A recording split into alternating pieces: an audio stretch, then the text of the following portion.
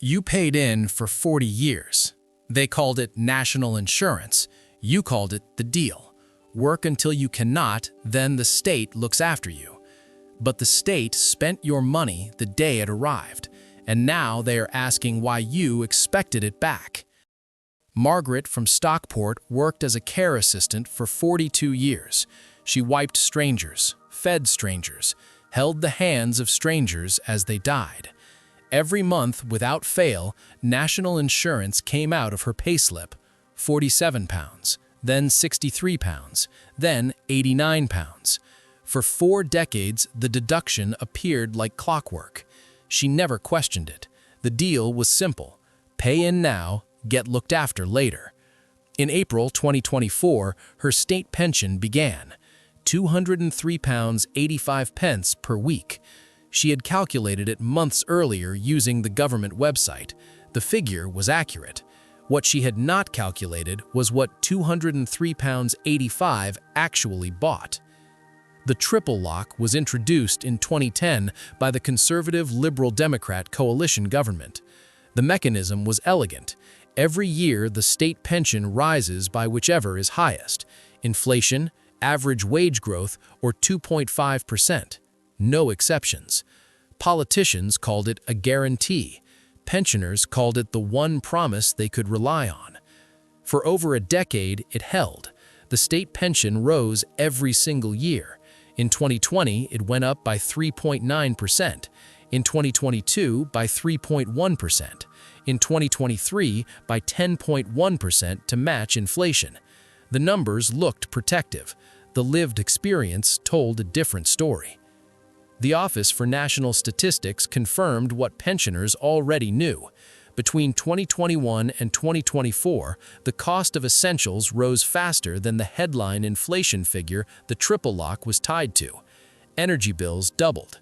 A weekly food shop that cost £35 in 2019 cost £52 by 2023. The rent on a one-bedroom flat in Stockport went from £450 per month to £625. The triple lock was working exactly as designed. It was just protecting the wrong number. Margaret's pension rose by 10.1% in 2023. Her energy bill rose by 94% in the same year. Then the language shifted. In March 2024, a senior Treasury minister used a new phrase during a select committee hearing: fiscally sustainable pension policy.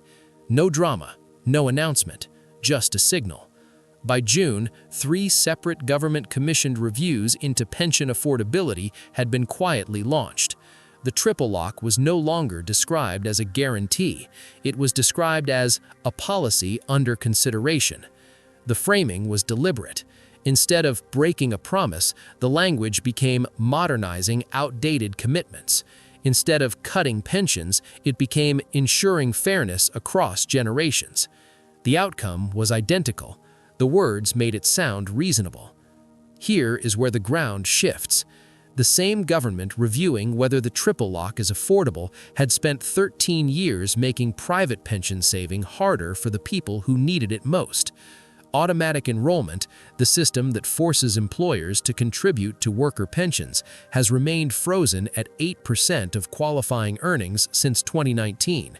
No increase, no adjustment for inflation.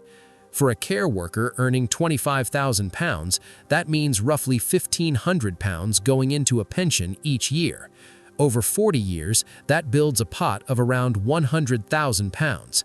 That pot buys an annuity income of approximately £5,000 per year. Add the state pension, and total retirement income sits at £15,600 annually. The poverty line for a single adult in the UK is £16,200. Margaret falls below it. But in the same period, the lifetime allowance, a tax limiting how much the wealthiest savers could accumulate in their pensions, was abolished entirely in 2023. The cap on pension pots for ordinary workers stayed frozen. The cap on pension pots for the top 1% disappeared. The message was clear without being stated: austerity for small pensions, liberation for large ones. Now here is the fact that changes everything. Between 2010 and 2024, national insurance contributions collected by HMRC totaled over $1.4 trillion. In the same period, state pension expenditure totaled approximately $1.1 trillion. The contributions exceeded the payouts by $300 billion. That surplus didn't sit in a fund. It wasn't protected. It was absorbed into general government spending the moment it arrived. Roads, hospitals, debt interest, tax cuts, the money workers paid specifically for pensions was spent on everything else. The contract was a lie from the beginning. Margaret paid in for 42 years, believing her contributions were building an entitlement. They were not. They were funding current expenditure. And now, when the bill for her pension arrives, the same government that spent her contributions is calling the cost unaffordable. The Triple Lock Review isn't about affordability. It's about rewriting the deal after the money has already been spent. Walk into any supermarket in Stockport on Pension Day and you see it. The calculations happen at the checkout, the items removed before payment.